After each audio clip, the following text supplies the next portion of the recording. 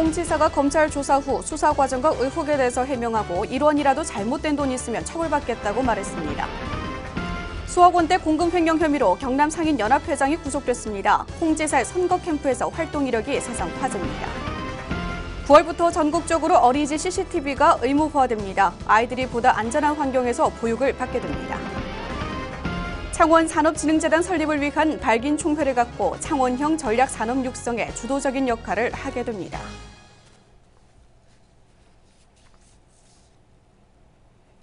여러분 안녕하십니까? 하나뉴스입니다. 먼저 첫 소식부터 전해드립니다. 홍준표 경남도지사가 뇌물수수 혐의로 결국 8일 검찰 조사를 받았습니다.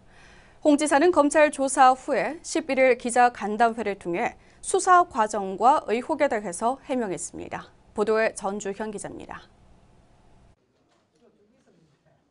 경남뿐만 아니라 전국을 떠들썩하게 한 성완종 리스트. 그 가운데 처음으로 검찰 조사를 받은 홍준표 경남도지사. 홍 지사가 출처가 불분명했던 2011년 당대표 경선 기탁금 1억 2천만 원에 대해 입을 열었습니다. 11일 검찰 수사가 끝난 후 출근을 한 홍 지사가 기자간담회를 통해 1억 2천만 원의 출처를 밝힌 것입니다. 홍 지사는 기탁금에 대해 아내가 자신 몰래 모아둔 이른바 아내의 비자금이라고 주장했습니다. 변호사 시절에 번 돈과 지난 2008년 한나라당 원내대표 시절에 받은 국회 대책비를 생활비로 아내에게 준 돈을 아내가 모아둔 것이라고 말했습니다. 하지만 홍 지사가 아내 명의의 대여금고에 보관한 현금까지 실토하면서 스스로 공직자윤리법을 위반했다고 인정한 것과 마찬가지여서 이 해명 역시 논란이 될 것으로 보입니다. 또 모 보좌관을 통해 넘어간 1억 원에 대해서도 적법 절차에 따른 계좌 이체된 것이라고 반박하고 있습니다. 경선 기탁금 문제는 검찰 조사에서 전부 설명했고 신 비서관의 출석은 해피가 아닌 청와대 근무로 출석하기 어려웠다며 해명했습니다. 또 홍 지사는 기자간담회 내내 단돈 1원이라도 잘못된 것이 나오면 검찰 수사를 수용하겠다며 이번 사건에 대한 당당한 모습을 보이기도 했습니다. 앞으로 서둘지 말고 내 수사에 협조하겠습니다. 내 전 인생을 걸고 전 재산을 걸고 단돈 1원이라도 부정한 작업이 나오면 내 처벌받겠습니다. 한편 검찰은 이번 수사와 관련해 당시 비서관을 불러 사실관계를 확인하고 이르면 이번 주 내 사법처리 방안을 결정할 예정이며 구속영장 청구 여부도 고심하고 있습니다. 홍 지사의 1억 뇌물 수수와 관련해 본격적으로 수사가 진행된 가운데 어떠한 결과가 나올지 그 결과에 이목이 집중됩니다. 하나뉴스 전주현입니다. 창원지방검찰청이 지난 9일 수억 원대 공금 횡령 혐의로 수사 중이던 경남 상인연합회장을 구속했습니다. 상인회 연합회장이 구속되면서 현재 1억 원 뇌물수수 혐의로 고초를 겪고 있는 홍준표 도지사의 선거 캠프에서 활동 이력이 세상 화제가 되고 있습니다. 표영민 기자입니다.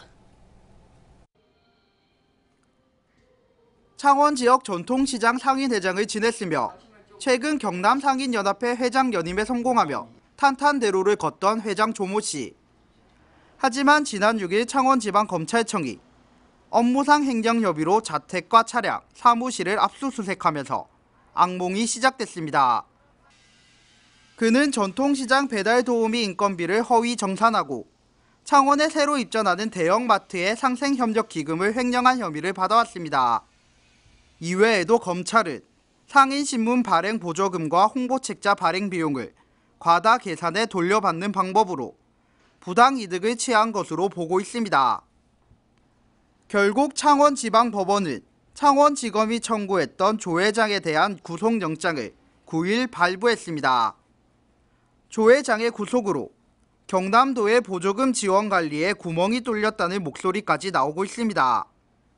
여기서 구속된 조 회장이 지난 지방선거에서 홍준표 도지사의 선거 캠프에 참여한 점이 눈에 띕니다. 홍 지사의 사람으로 분류되면서 보조금 지원과 관리에 특혜를 준 것이 아니냐는 도민들의 곱지 않은 시선까지 나오고 있습니다. 업무상 횡령 혐의로 경남 상인협회장이 구속된 가운데 도민들의 곱지 않은 시선까지 더해지면서 앞으로 나올 지역 상인들의 반응에도 시선이 집중되고 있습니다. 하나뉴스 효용민입니다. 어린이집 CCTV 의무화에 대한 국민들의 관심이 뜨거운 가운데 지난달 국회에서 개정안이 통과됐죠. 9월부터는 전국적으로 어린이집 CCTV가 의무화돼 아이들이 보다 안전한 환경에서 보육을 받게 됐습니다. 정인화 기자의 보도입니다. 국민을 충격으로 빠뜨렸던 어린이집 아동 학대 사건.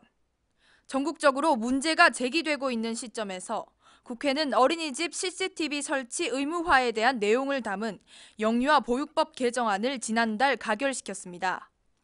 영유아 보육법 개정안 가결로 인해 9월 중순부터 전국적으로 모든 어린이집에서는 의무적으로 CCTV를 설치해야 합니다. 이번 개정안은 CCTV 대신 네트워크 카메라도 설치할 수 있도록 했습니다. 하지만 정부는 CCTV 설치 비용은 지원하되 네트워크 카메라에 대한 설치 비용은 지원하지 않기로 했습니다. 또 어린이집에서 녹화된 동영상은 60일 이상 저장하도록 하는 내용도 개정안에 포함됐습니다. 9월 중순부터 시행되는 어린이집 CCTV 의무화로 인해 우리 아이들의 해맑은 웃음을 지켜줄 수 있을지 귀추가 주목될 것으로 보입니다. 하나뉴스 정윤화입니다. 창원시가 지역기업의 싱크탱크 역할을 수행할 창원산업진흥재단 설립을 위한 발기인총회를 11일 시청에서 개최했습니다. 발기인총회는 안상수 시장을 비롯해 각 분야 전문가 15명이 발기인으로 참석했으며 안 시장은 창원산업진흥재단이 시의 미래산업을 육성하고 기존 전통산업의 산업구조 고도화를 통해 창원형 전략산업 육성에 주도적인 역할을 수행할 것으로 기대했습니다. 이날 회의에서는 재단 설립 취지문 채택과 2015년 사업계획 및 예산 통과 등 재단 설립을 위한 기반 회의를 진행했습니다. 한편 창원산업진흥재단은 설립 허가 신청과 청사 확보, 직원 채용 등을 진행해 오는 7월 개원할 예정입니다. 창원시가 올해 단독주택 3,400가구에 도시가스를 공급하기로 한 가운데 시 5개 구청 가운데 창원시 마산하포구가 보급률이 가장 낮은 것으로 나타났습니다.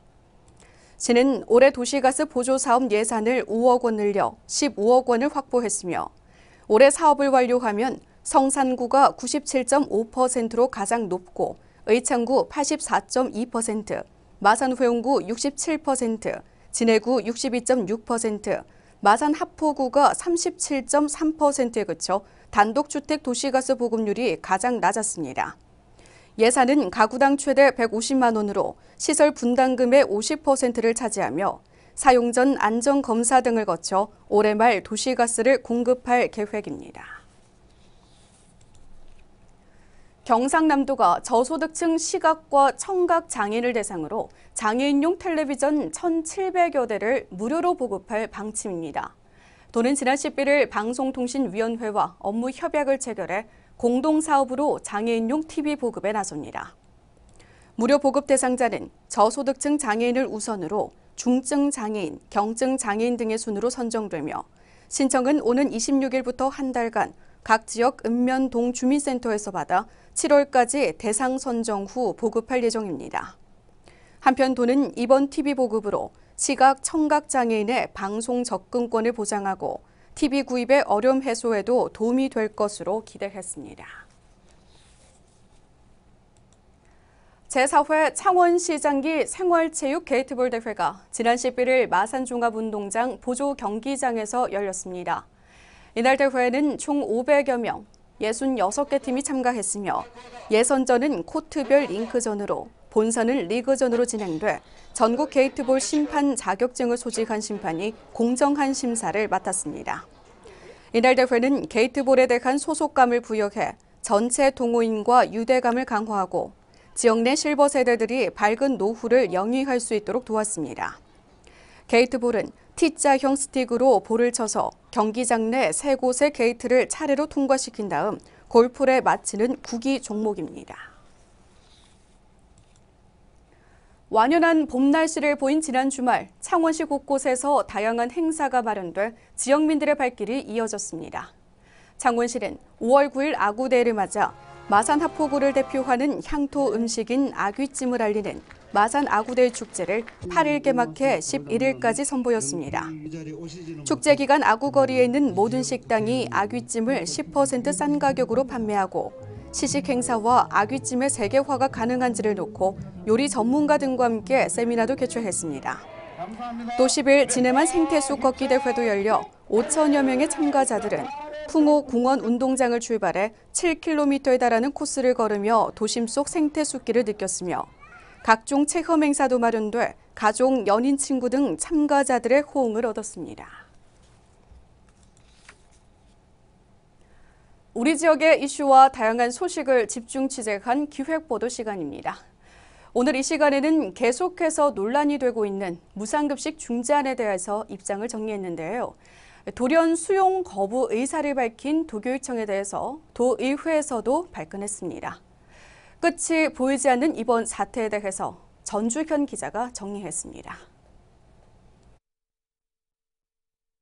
계속해서 논란이 되고 있는 무상급식 사태를 해결하고자 경남도의회에서 중재안을 제시했지만 계속해서 답변이 연기됐습니다. 이후 경남도의회는 더 이상 시간을 끌 수 없다며 6일까지 답변을 달라고 했고 도교육청은 학부모들의 의견을 수렴한다며 또 답변 기한을 미뤘습니다. 하지만 문제는 제326회 경남도의회가 열린 이후입니다. 경남도의회 임시회에서 김윤근 경남도의회 의장은 도와 도교육청의 중재안에 대한 빠른 답변을 요청했습니다. 교육의 정상화를 위해서는 학교 급식 문제를 조속히 매듭져야 한다는 도민의 요구 때문이었습니다. 하지만 도와 교육청에서는 도의회가 제안한 무상급식 중재안에 대하여 시군과 학부모의 의견 수렴이 필요하다는 이유로 아직까지 최종 수용 여부를 답하지 않고 있습니다. 도에서는 이러한 의견 수렴 과정이 긍정적인 답으로 나타날 것으로 믿고 있습니다.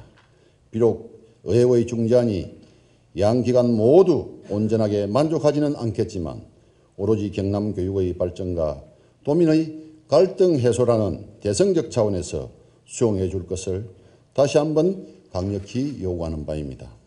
박종훈 교육감은 학부모들의 의견을 들은 후 중재안에 대한 결정을 하겠다며 유보의 뜻을 전하고 1일부터 13일까지 학부모들을 대상으로 무상급식 중재안에 대한 가정통신문을 발송했습니다. 그러나 돌연 설문조사를 중단했고 경남도의회 임시회 제1차 본회의가 끝난 직후 바로 중재안에 대한 입장을 발표했습니다. 예상대로 경남도 교육청은 경남도의회 중재안에 대한 수용 거부였습니다. 것입니다. 이는 교육 현장에서의 차별은 결코 교육적이지 못하다는 저의 신념과 철학으로 받아들이기 어려운 제안입니다. 뿐만 아니라 박 교육감은 올해만이라도 급식 정상화를 제안하며 2014년 기준으로 식품비를 교육청과 지자체에서 5대5의 비율로 편성해달라고 요청했습니다. 하지만 경남도의회는 교육청의 결정에 대해 중재안 수용 거부는 급식 문제를 해결하기 위한 실질적인 마지막 기회를 저버리는 행위라며 분노했습니다. 또 도교육청에서 제시한 5대5의 분담은 중재안을 수용하고 난 이후 협의를 들어갈 문제지 이 같은 상황에서는 어림없는 말이라는 겁니다. 일관성 없고 가벼운 처신의 교육행정에 실망감도 내비쳤습니다.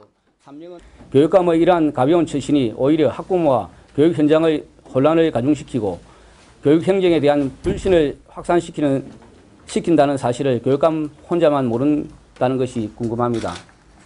교육청의 입장 표명 시기와 교육 행정에 대한 비난도 서슴지 않았습니다.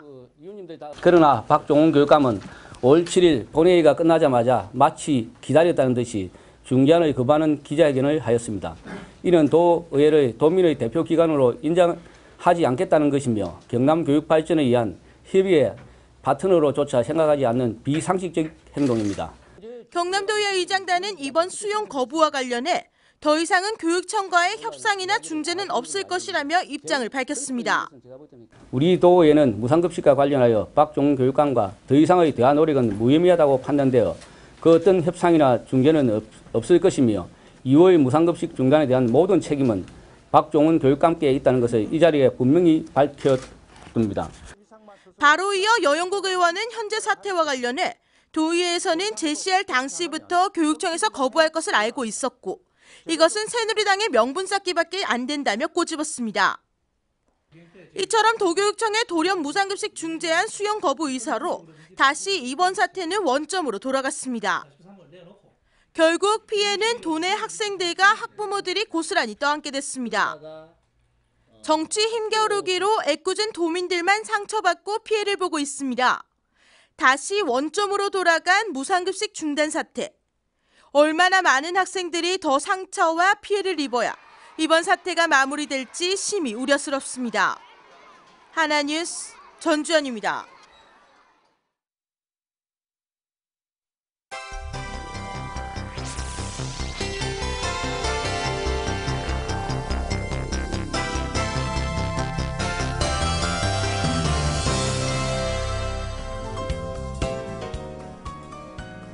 권정호 전 경남교육감에 대해 벌금 500만 원이 선고됐습니다. 창원지법 제4형사부는 지방선거 과정에서 상대 후보를 낙선시킬 목적으로 한 허위사실 유포에 대해 중대한 범죄 행위라며 판결 이유를 밝혔습니다. 권 전 교육감은 선거 공보에 자신이 재직하던 기간의 청렴도는 상위권으로 경쟁 후보였던 고영진 전 교육감이 재직하던 기간의 청렴도는 하위권으로 표시했습니다. 경남도교육청이 9일부터 15일까지 스승 존경 주간으로 설정해 운영합니다. 도교육청은 교사가 스스로에게 전하는 메시지 등 다양한 프로그램을 운영하고 교사로서 보람있고 의미 있는 주간을 만들기로 했습니다. 창원시 진해해양공원의 입장료 3,000원이 폐지됐습니다. 시는 창원시 해양공원 관리 및 운영조례 일부 개정안이 통과됨에 따라 입장료를 받지 않기로 했으며 공원 내 선택 관람이 가능한 해양생물 테마파크와 창원 솔라타워 관람료 등은 유지됩니다. 통영 성동조선해양 4,200억 원 운영자금 중단 위기와 관련해 최근 성동조선해양 사내 60개 협력사 대표들이 산업통상자원부와 채권단인 수출입은행 등에 경영 정상화를 위한 호소문을 발송하는 등 협력업체와 정치, 상공계 등의 호소가 이어지고 있습니다. NC다이노스와 코레일 마산역이 창원 관광 활성화에 나섭니다. 코레일은 열차를 이용해 마산 야구장 경기를 볼 수 있도록 철도 여행 상품을 개발하고 NC다이노스는 철도 여행 상품 이용객에게 관람료 3,000원을 할인키로 했습니다. 또 마산역에 NC다이노스 선수단의 포토전도 설치됩니다. 통영 출신의 서양가 전형림 화백 탄생 100년을 맞아 화비 재건립이 추진됩니다. 화비는 지난 2010년 전 화백 타기 후 전형림 미술관 인근에 세워졌지만 관광객이 쉽게 찾을 수 없다는 의견 등으로 철거돼 이번엔 미술관 앞 부지에 재건립하는 것을 검토 중입니다.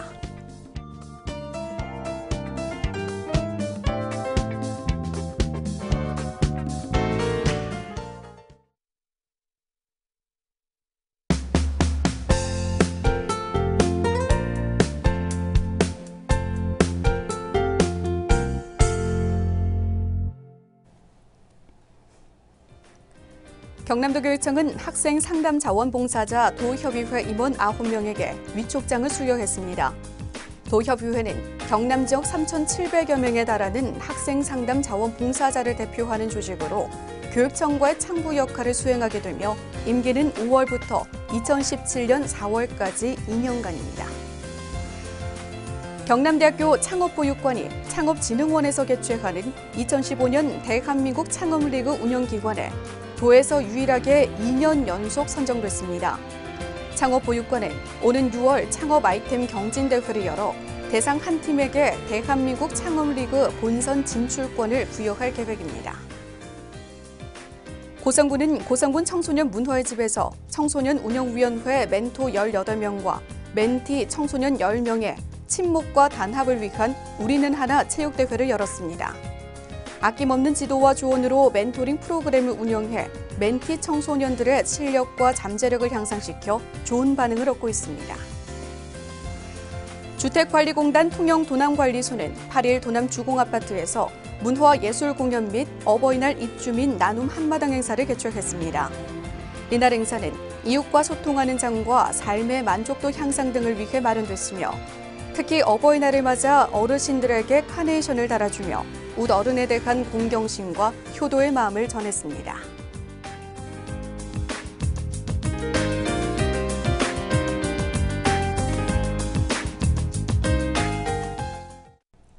이상으로 뉴스를 마치겠습니다. 시청해주신 여러분 고맙습니다.